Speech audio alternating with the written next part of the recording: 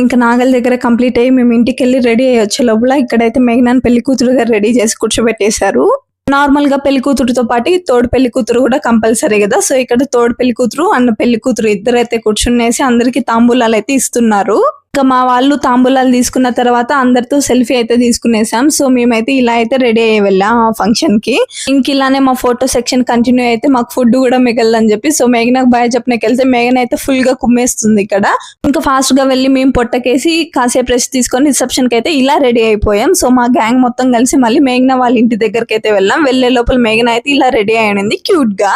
ఇక్కడ పెళ్లి కొడుకిల్లు పెళ్లి కూతురిల్లు చాలా దగ్గర కాబట్టి సో ఇద్దరు అయితే కలిసి కళ్యాణ మండపానికి అయితే స్టార్ట్ అయిపోయారు. Full crackers and Kerala drums అయితే వీళ్ళ ప్రయాణం అయితే స్టార్ట్ అయిపోయింది. మాకు దగ్గర ఉన్న గంగమ్మ గుడికి వెళ్ళి అక్కడైతే దర్శనం చేసుకొని మండపానికి అగైన్ స్టార్ట్ అయిపోయాం. సో అక్కడ ఎంట్రీ చూడాలనుకుంటే please do like, share and subscribe. Meet you next mini vlog.